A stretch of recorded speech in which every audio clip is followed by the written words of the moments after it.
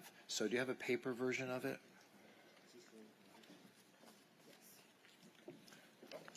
Do we have, I know I have a copy that was done yesterday, but do we have a copy of the one that was sent at 2 in the morning? Yeah, I mean, I don't clerk will always print it. check my emails At 2 in the morning? at 2 in the morning. Really? We will get a copy of that I'm for you usually- right now. Okay, I don't mean to take yours, Pat, but We'll get that to you right now. okay.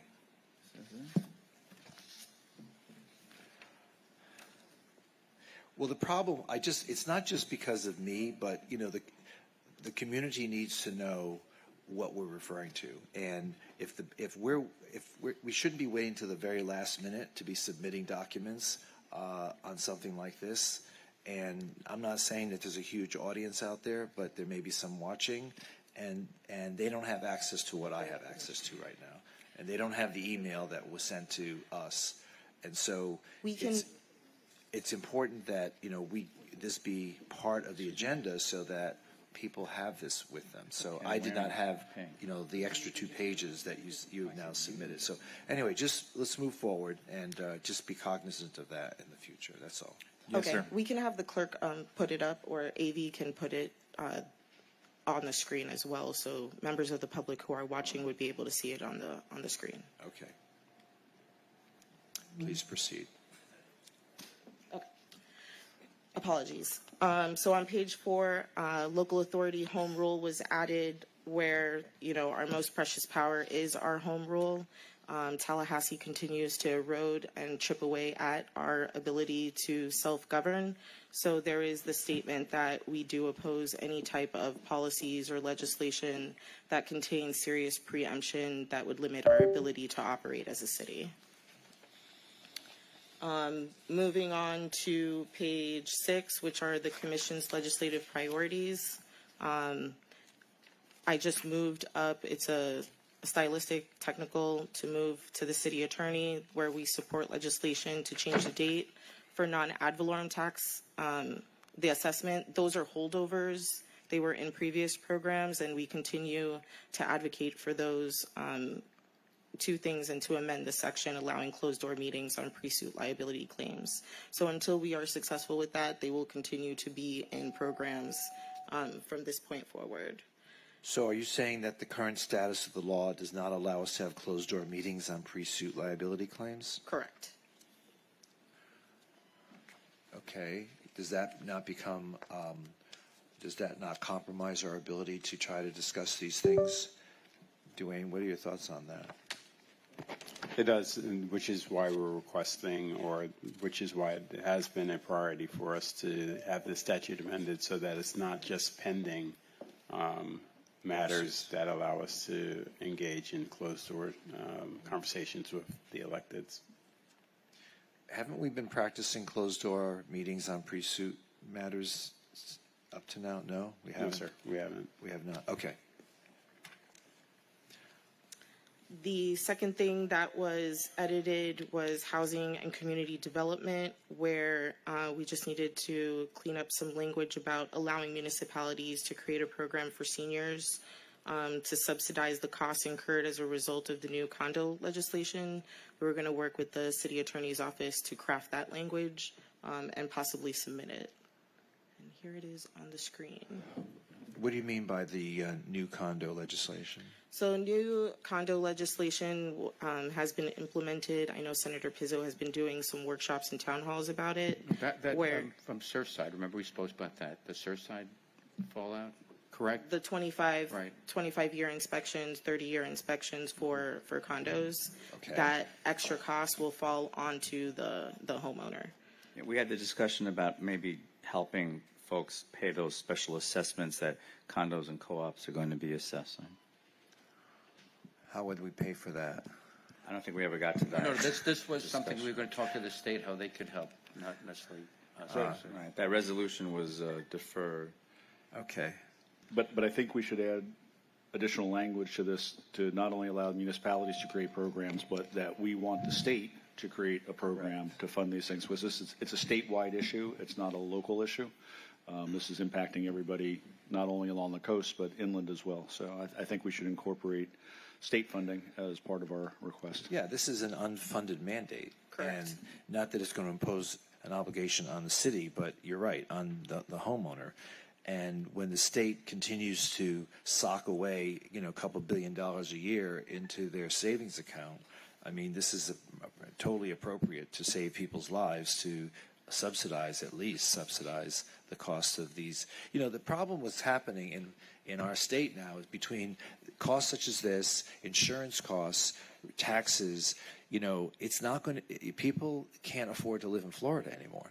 And to now burden a homeowner, a condo owner, with an additional cost, not that this program isn't necessary or important, but the cost of these things continues to push a lot of people out of the affordability bracket here in the state. So, we are now being victimized by practices that are being undertaken at the state level with these unfunded mandates that continue to saddle a homeowner with these extra costs. So, anyway, all right.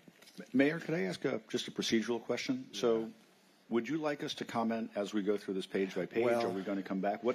How do you want us to approach this? There's not a big program here, so why don't you just comment as we're going along? Okay. I have no problem with that. Yeah.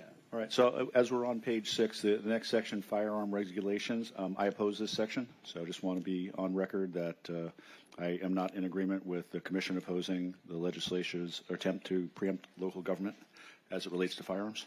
So you think that local government should not have the ability to regulate the use or the possession of firearms at the local level? Absolutely. Okay. How do the rest of you feel on this? I support wholeheartedly our opposition to the legislator's attempt to preempt local government. Okay.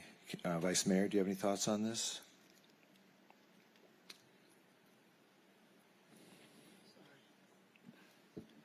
Yes, I'm reading over this a little bit more.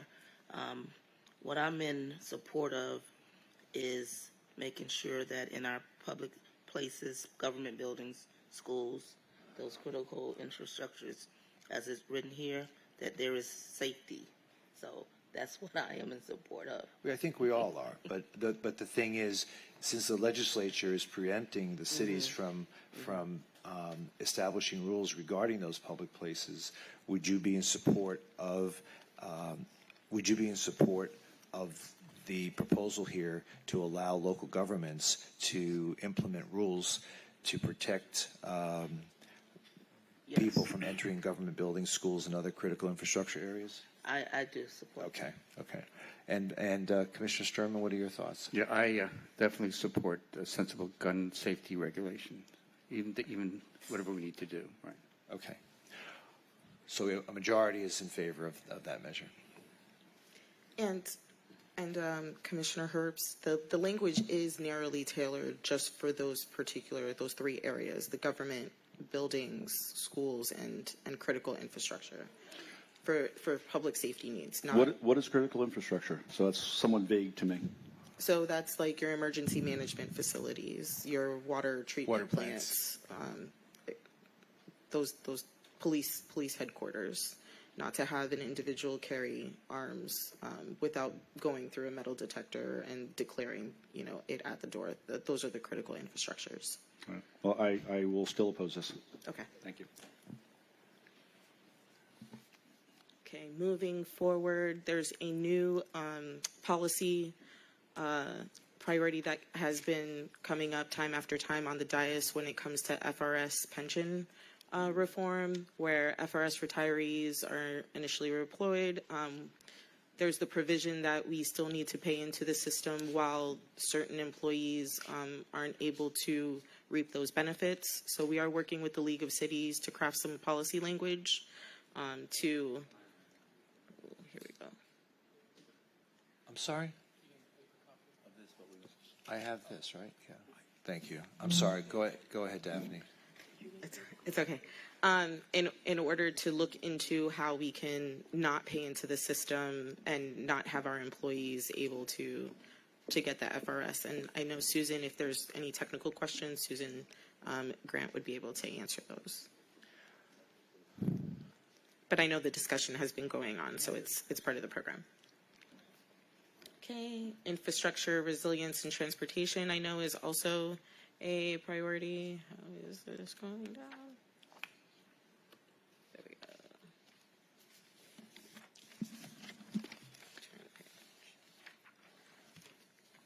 So another new proposal that we've been working with Public Works on. It's frozen. Is the progressive design build, where we as a city primarily use design bid build or design build for public works or any type of infrastructure projects. We want to, try to use the progressive design builds. There are comparisons. I'm not entirely familiar with the technical aspect of it, but I do know this is something that would make our procurement and infrastructure projects move more quickly. It would be expedited. So I don't know what progressive design build means, as opposed to regressive, as opposed to, As opposed to regular design build. all right, so I understand regular design build, so, but I don't understand progressive. Glenn or Alan? Can someone explain this to us? I'm going to ask Susan Grant. She can elaborate more, or Alan. Oh, Alan. Oh, hi, Thank you. Good afternoon, Mayor and Commissioners.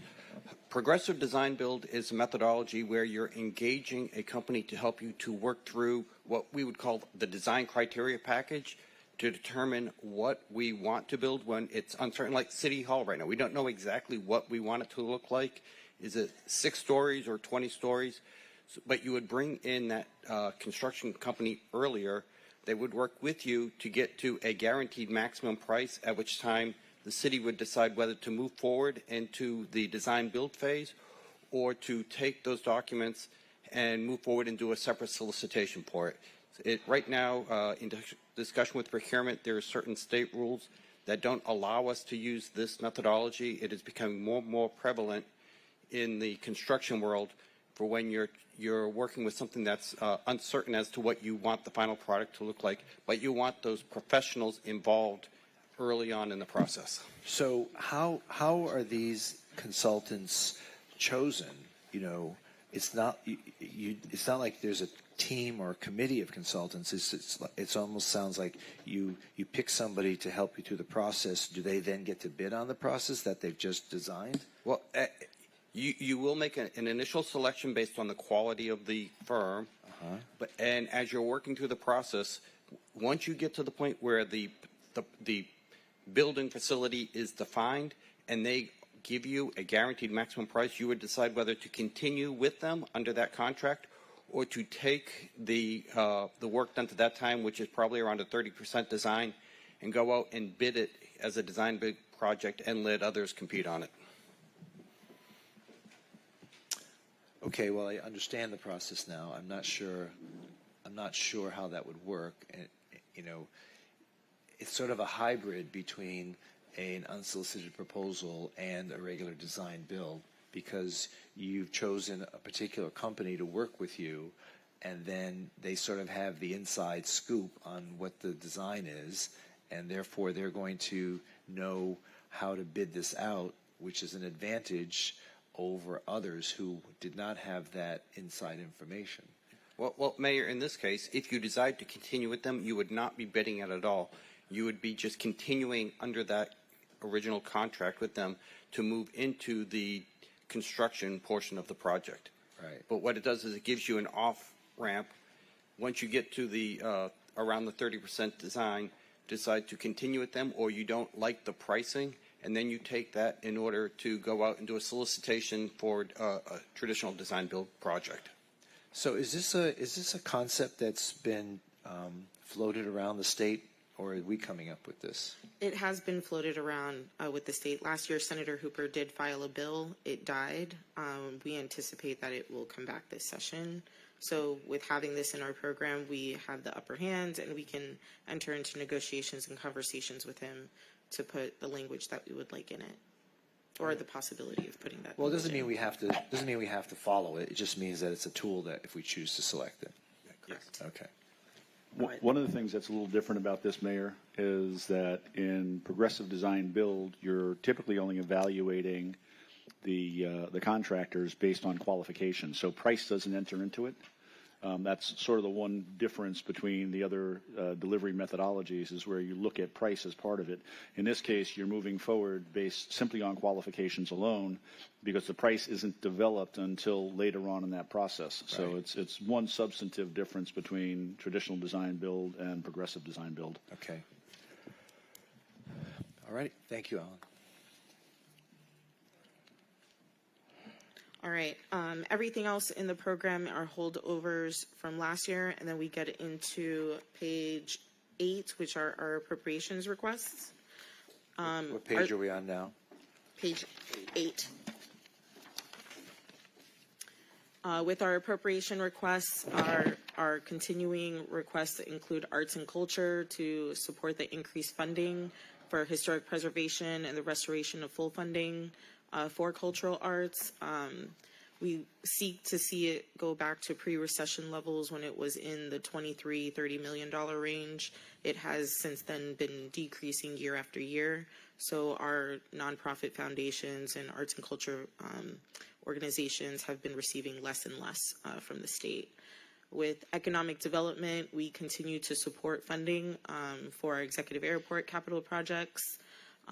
There was just a small revamp in identifying tourism marketing where we support Visit Florida and the spending authority of the TDT tax for municipalities. And then we have our business tax incentive programs such as the QTI. Can we stop there for a second? Yes. So there's a move afoot at the county level, and the county is looking to ask the state to change the law of this tourist development tax to allow that tax money to be used for things other than tourist development, such as affordable housing and so forth. Correct. Can we amend this? I personally think I'm against that. I'm against trying to divert funds away from tourist promotion, and I think that we should be on record that there should be no changes to the use of this kind of money, whether it be for affordable housing or any other worthy cause. I mean, as far as I'm concerned, we cannot take tourist development for granted, especially in these times when politics enters into things, climate enters into things, population shifts enter into decisions as to whether or not a person wants to come visit our state. So anything we can do to support tourist development, I don't think we should be diverting funds from there. Mayor, if I might also add, there's something else happening on this issue that I think we need to flesh out before we move forward with something like this. But I believe that Visit Lauderdale is no longer going to be a part or support Visit Florida, which is a really big change right now. I think we need to find out if that definitely is a policy. But I did hear Stacey Ritter speak not too long ago, and they are very seriously considering not being a member with Visit Florida for the very reasons that you just stated in terms of how politics has taken over the way the state is marketing itself for the tourism industry. Right now, our local Visit Florida is doing everything it can to counter promotion from Visit Florida. Visit Lauderdale is running commercials and ads and everything else to show that we are a diverse, welcoming place, unlike the message that is coming out of Visit Florida and the state. So I think we need to really look at this really closely so that we are in sync with what's happening with Visit Lauderdale. But this is a serious issue. I agree. I agree, but it's a separate issue than this. This has to do just with the tourist development tax. Well, no, it says the commission supports Visit Florida. That's not what our local Visit Lauderdale is doing this year. Well, I don't have enough information on that. That's what I'm saying. Yeah, you're the first to speak on that, so maybe we can get more information on that, Daphne, and figure out what we're going to do there. Okay. It's going to be really important to touch base with Stacey Ritter on this because, as I said, I heard her speak about this and watched their program and what they're going to be doing to show the world that Fort Lauderdale is not Tallahassee. Thank you. All right. I'm good. So I'll get with Stacy Ritter and see what her position is with Visit Florida. If they do intend to walk away, we will make adjustments to the statement and bring it back for the commission. Okay, good. That'd be great, because I did hear a real important breakdown of how Visit Florida is spending its money and where they're spending their money.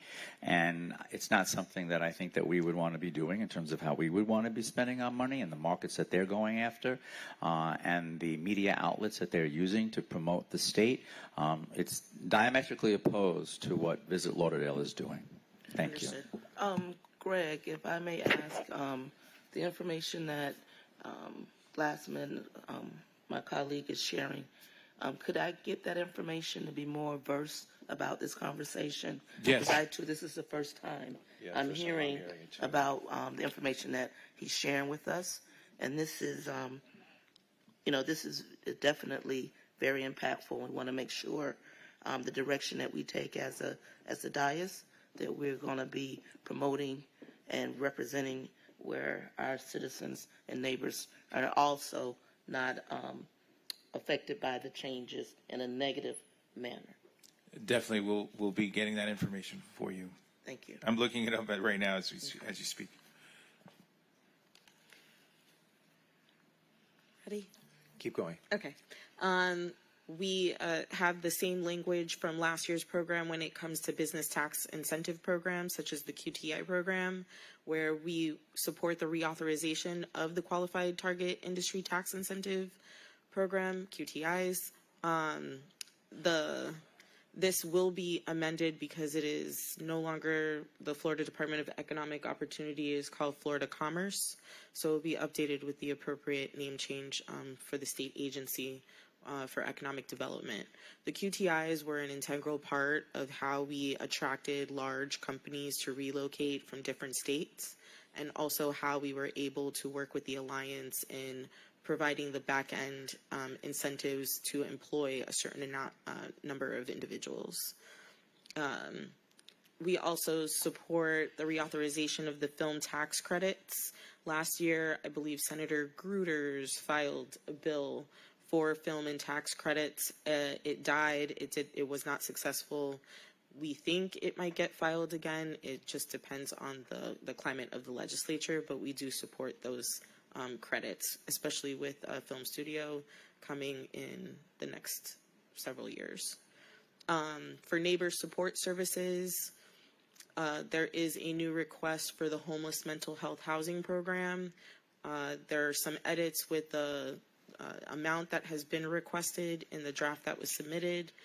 With homelessness care, there is an influx of those individuals who have serious mental health illness. So we would be able to provide or work with a nonprofit to provide comprehensive care for those individuals, as well as meeting their housing needs. So let's say we received $100,000. Where does that go? It would go towards, I believe it was $75,000 towards care, and then $25,000 towards housing needs.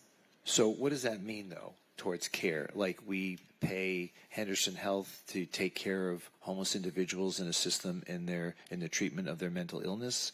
Is that how it works? Those were the questions that I had when submitting this, and I need to get those answers back. Okay, and it wasn't an in-depth. Yeah, because that doesn't mean anything to me. $100,000 and $25,000 for housing people is a pittance. There should be $1 million. So add a zero. Okay. It was the recommendation. It was the recommendation going back to neighbor support to add a couple zeros. Mr. Mayor, if I may. So the idea here was to look at funding social caseworkers that can lend that additional level of support. We find that we've been able to manage or coordinate services better than other agencies. Through whom? Through whom, though? It could be social workers from a variety of agencies that focus. It could be from vets, or there are different agencies that support this, so we can partner with them, just like we did with the task force, right? So that we can get that much needed level of attention that we see out there on the streets, Okay. like more of a mobile support. Okay, and so I understand that, but so basically partnering with existing agencies that work in this field. Correct. But $100,000 doesn't go a long way. So I'm just thinking that we need to shoot a little higher than that. Okay. They had anticipated serving 10 individuals, and There's 780 unsheltered individuals living on the streets of Fort Lauderdale, and one of the root causes of homelessness is mental health illness. That's in the paragraph right above that. Correct. So 10 people is not going to shake it. Correct. Okay. Yes. The number will be increased. Does this tie in with services for community court? Does this wrap around that? No. No? So That's a separate it's community court is a separate request. request than the mental health housing. Thank you.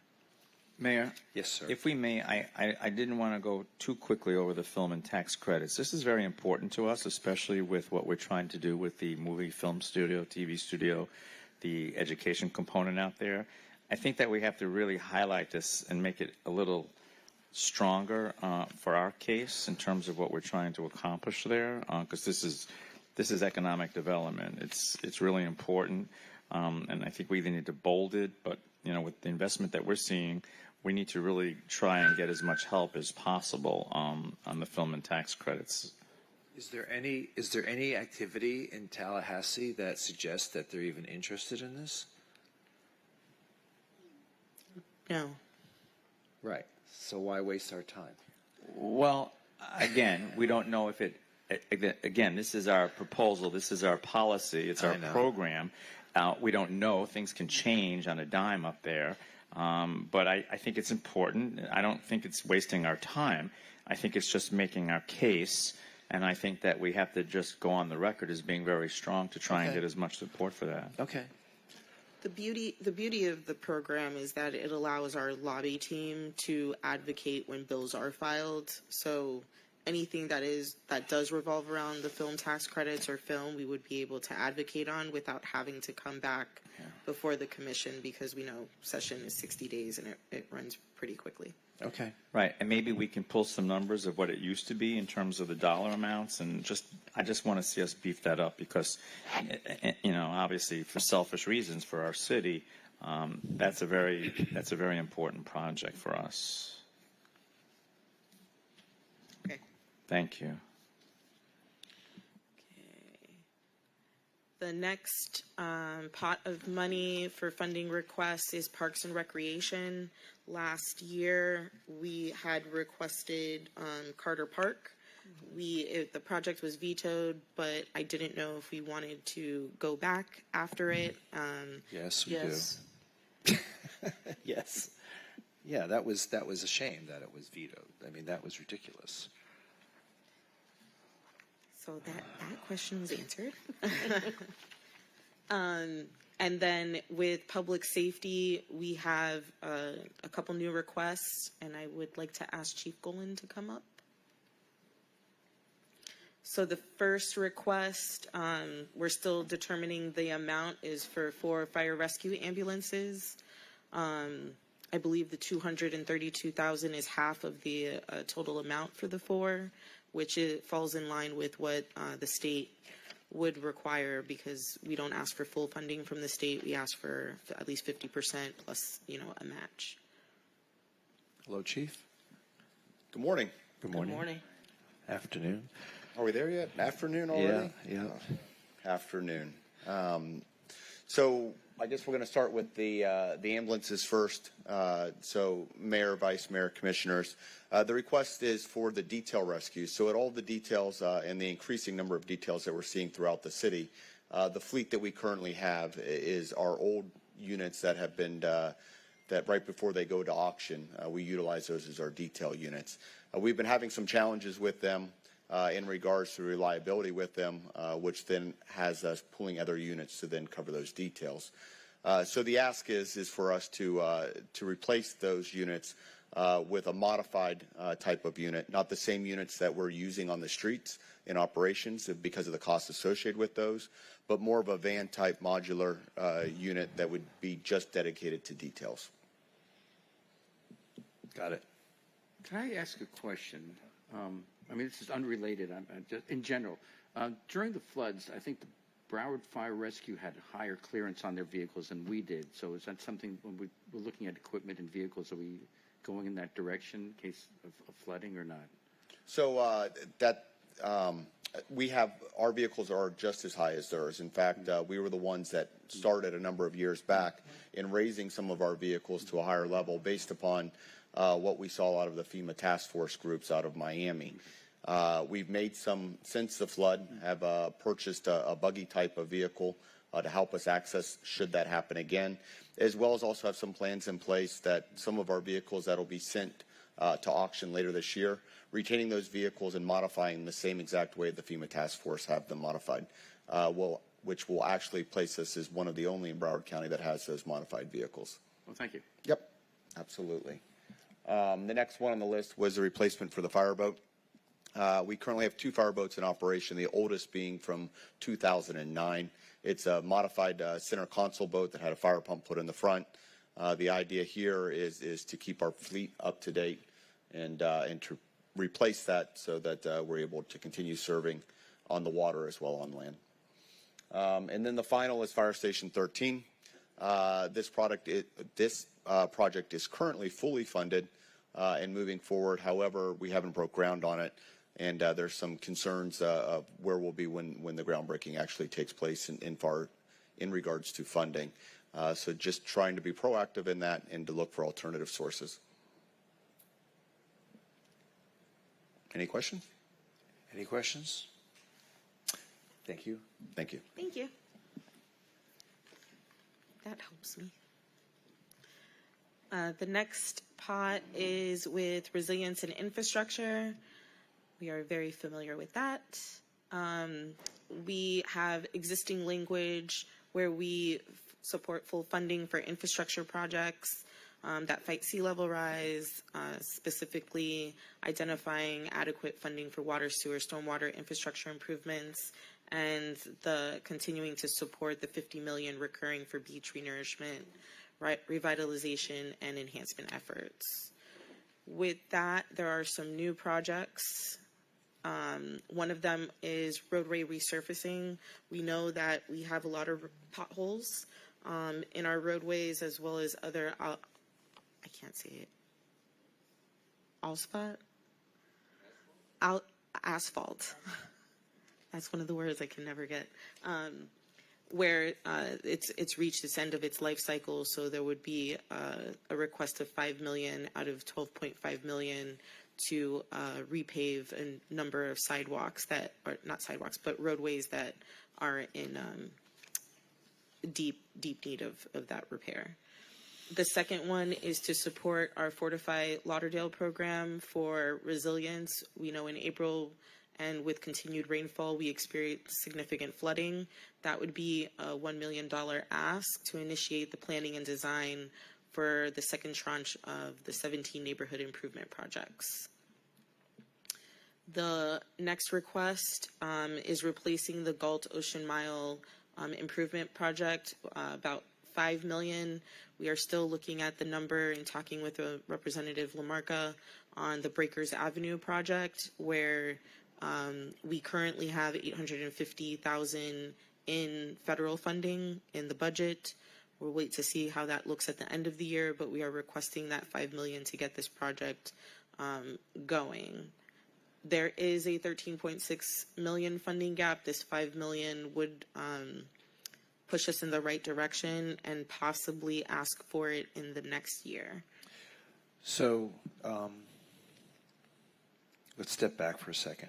Okay. Do we have any, and maybe Commissioner Herbst, you can help me out here, is there a preliminary design that has been created regarding the Galt Ocean Mile project?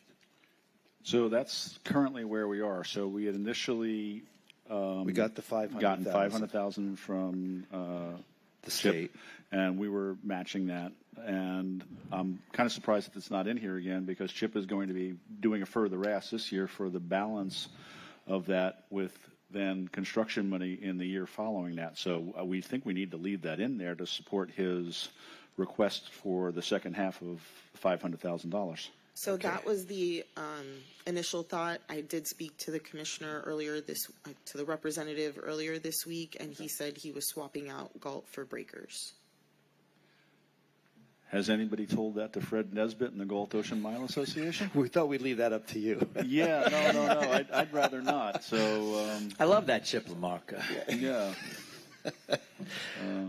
All right, so that's this remains problematic. We'll have further discussion with him into all right, seeing so what happens. the Breakers project has been on the table for a long time. Okay, long before Galt, but we started with the Galt now. So why would we suddenly jerk away the money if once we start? Is that because maybe we haven't used the $500,000 yet, and that we can maybe go to another funding cycle in, say, 2 years or 3 years from now? Is that the thinking? There may be an explanation for that. I believe that one of the requirements is that this has to be shovel ready, and also it has to be spent within a year, correct? Correct. That's one of the reasons. And right now the design is underway, and design should be ready by early 24, so that we can then break ground for the Galt. But if I remember correctly, though, we were supposed to get the second $500,000 to finish design, right? Because we're moving forward to 30% design, and then we were going to go beyond that. Presumably, there is more cost to be incurred as we get further down the road of design. So I kind of need to understand that. So maybe that's part of what we need clarity on, is how much is the total cost of design going to be? Because if we're going to do design for $1 million, then I understand that we may not need more money. But if design is going to be $2 million, then we're only halfway there. And I think that was a conversation that we had around this entire topic last year when it came up. So I need some clarity on Yes. the total cost of design. I'll ask Alan to start looking at those numbers so that we can report that back to you as soon as right now, if I can. Okay, yeah, because all right. we may just need to insert that back in there. Chip's request about breakers notwithstanding, we don't need the full construction money. We know that, but we may still need design funding. Right, and I think that needs a little clarity, because now with regard to breakers, what type of money are we looking for there? Is that construction money or is that design money? No, Mayor, we're 100% design. We've had those reports given to us as a city commission. Yeah. We put, actually, I work with Lee Feldman. We got $5 million in the budget like 4 years ago. We've been talking about breakers since you were a city commissioner in District 2. Like 20 years we've been talking about breakers. We finally have it. We had charrettes for over a year with the neighborhood. I attended countless meetings. We have it fully designed. We hired the consultant. We're ready to go. I get that. So, but to answer my question, the ask to the legislature in the next session, if it's with regard to breakers, it's not design work. It's construction. It's construction. Yes, We're now shovel ready for this. Yes, correct? sir. All right. So do you know what the amount is that we're asking for? It says $5 million. For breakers, it would be $5 million. Okay. However, in speaking with Representative LaMarca, he only has one appropriation bill slot left. So it would have to be that choice between asking for Galt or asking for breakers for him to champion and sponsor it. Okay, and I understand that. And considering that breakers is already shovel ready, it would be the best fit. If Galt is not shovel ready, we're still in that design phase, then, and it's uncertain how long that design would take, because while we can spend that $500,000 in the year and possibly be ready in 2024, it is my understanding that it's not the guarantee that we're ready for construction dollars and that additional $2 million that we would be asking for. Okay. So strategically, it would be best to ask for something that is shovel ready, where construction, we can hit the ground running with it. Come back and ask for Galt after 2024. All right. That makes sense. That makes sense, right. So the only thing that I would ask from you, Greg, is just to establish whether or not we have funding in our CIP that will accommodate the further design that we need to continue on, because I don't want to stop design and pause for a year. So that would not be productive. So let's just make sure that if we're not asking the state for funding, that we've got funding of our own to continue to move that project forward. We will make sure we have that. Yes. Thank you. Please proceed. The next one was a holdover from last year. We called it stormwater pump station redundancy, aka the pump station generators, 2 generators for $700,000. It was not funded in the legislature, so we were thinking that we can ask for this project again as well. Considering the fact that if those stormwater pumps fail, flooding along the New River, Las Olas would happen. So I just need a yes or no. Yeah, obviously. Yeah. Okay. And the last new project request that we have is for sidewalk repairs for $1.5 million, with approximately 420 miles of sidewalk. Several throughout the city need those repairs. So while there is a sidewalk master plan, we would use that master plan to determine which ones have the most need in order to allocate, or in order to put that 1.5 million, should we get it, for those particular repairs. All right, so this, and it's also for construction. All right, so this brings up another question, and there is a master plan, a citywide master plan, and I'm going to ask the commission a question. Do you feel that this is an appropriate subject matter area that we should consider bonding a program to fulfill the master plan, as opposed to just doing it in dribs and drabs that we seem to be doing now? I don't know what the price tag is. I don't know what the latest price tag is on this. Whose department is this? Is this Public Works, or is this Ben? Is this yours? Who's in charge of sidewalks? Alan has information on that. Okay. I mean, every neighborhood I go to asks for sidewalks. Yes, sir. What are your thoughts?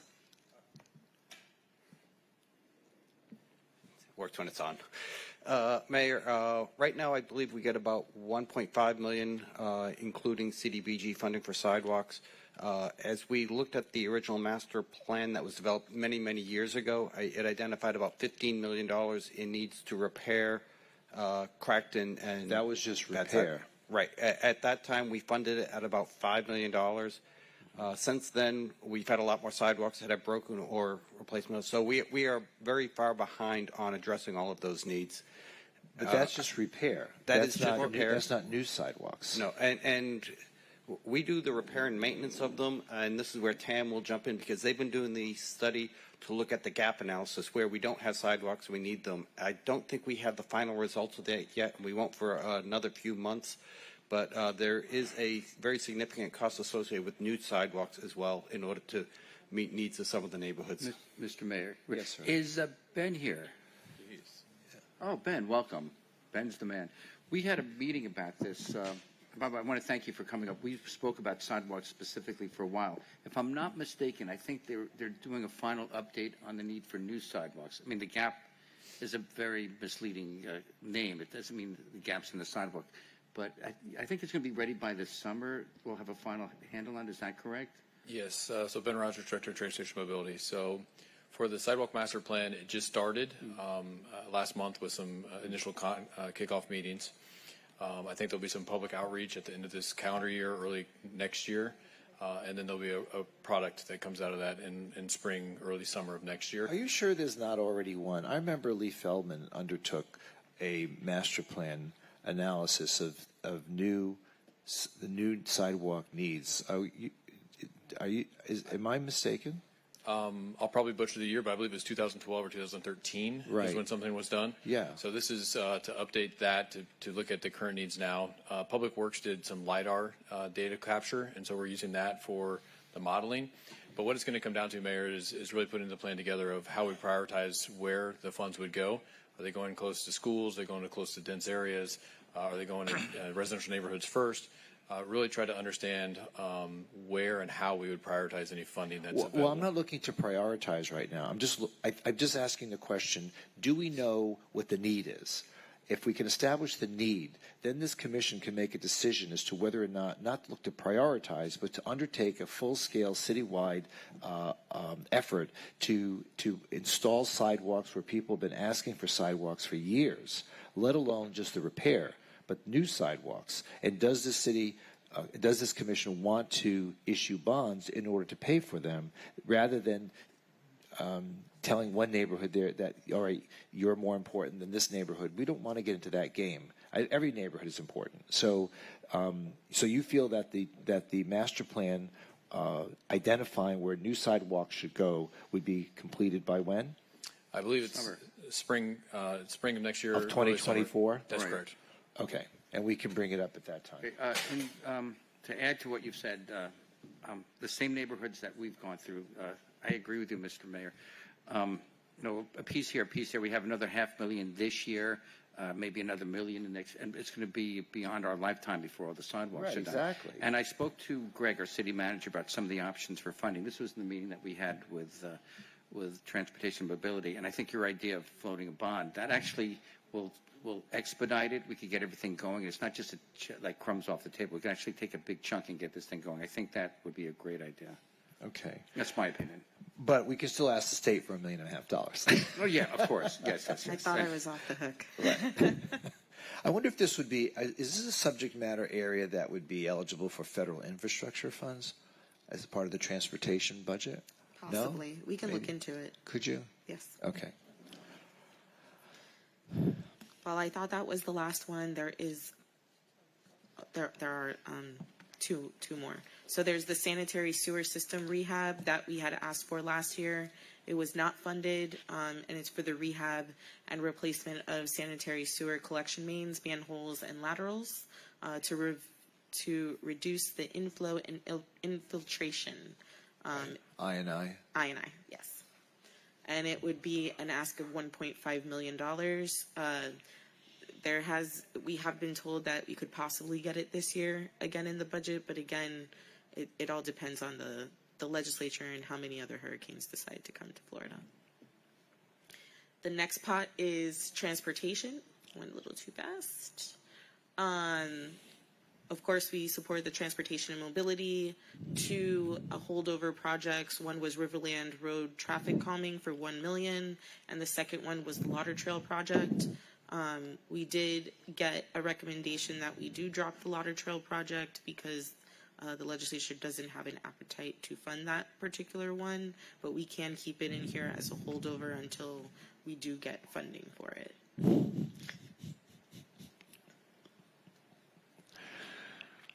please proceed. That is the last one. Okay. Questions, comments? Any further questions or comments? Okay, thank you so much. We appreciate all the good work you've done. And does anyone from city staff have any of our consulting team and legislative advocates, anything you'd like to add to this? Any recommendations, suggestions, warnings? Suggestions? I'll go with that. Good afternoon. My name is Ronna Brown. I work for Lauderdale, PA. I'm one of several in our firm. I have Gabby Navarro with me, who's fairly new to our team. What I wanted to point out on some of the funding requests, I think it's a general rule that I think we can all agree on, is that you look towards funding requests that are 50% funded by the city, total cost of the project of what you can spend in the fiscal year. Park projects, I would suggest try to get those funded through FERDAP, which is a grant program through DEP, which is likely the reason for the veto last year. I think on the sidewalk thing, I think a way to figure out that project is that you emphasize, ADA improvements, you emphasize the new sidewalks, and you calculate the most areas in the most need that then again you can fund and spend within the fiscal year, the state fiscal year. All right, so we would depend on you to help us fashion that request. Yeah. Absolutely. Okay. I'm happy to do that. All right, great. And some of those sidewalk issues, I mean, if you bundle them with road improvement, I guess some more avenues open up with that. Yes and no. I think larger road improvements are required to go through a TPO process. And so I think if you separate out a sidewalk upgrade project, you could conceivably get that done for a lesser amount of money, but I think that would be more opportune. Okay, anyone have any further questions? One comment for Yes, go ahead. Daphne. I want to thank you for prioritizing Riverland Road. I know it says traffic, but this is also a safety issue with the people that live there. They've been very patient for a long time, and whatever we could do to move that along. Thank you so much. Mayor, I did have one question. Go ahead.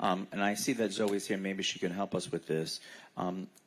Zoe, is there anything that we can do as a city commission to piggyback on anything that the Broward County Public Schools are urging out of Tallahassee? I know, as a commission, we've taken an active role in education, really the first commission to ever do that. And I just feel that if there's anything we can do to assist the Broward County Public Schools in Tallahassee with our legislative program, then it's worthwhile looking at. Maybe if you could just share some knowledge about that, because I'm not really knowledgeable about what they do in terms of legislative programs. Thank you. Okay. Hi, good afternoon. Zoe Saunders, Chief Education Officer. Currently today, the Broward School Board is actually reviewing their legislative priorities, so we can bring those back once they have approved those.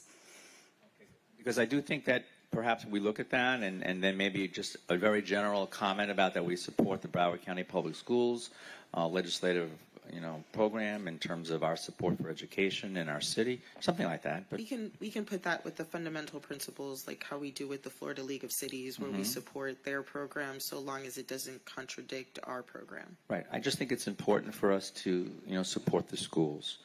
Thank you. Absolutely. Okay, anything further, Mr. City Manager? Yes, just wanted to advise that we did award the design for the GALT at an amount of $398,762, and we do have a balance of at least $2.5 million that was put into this project, and we'll give you the full balance. Laura's right now connecting, so we'll send that over to you via email as well. So that the balance is for construction costs or Correct. design? Okay. And what again, remind me, what is the estimate for the construction on this project? It was around, it was going to be around $5 million. Total. So the idea was that once the design was done, we could then solicit the contractor to start the construction, and then do $2.5 million worth of work 1 year, and then the following year do the remaining amount. Okay. And solicit for the state for help as well. That was one of those strategies. Okay, great. Dwayne, do you have any things that you'd like to add to this at all? No, sir. Okay. All right. There being nothing further, thank you. This workshop is now concluded. See you all at 1:30.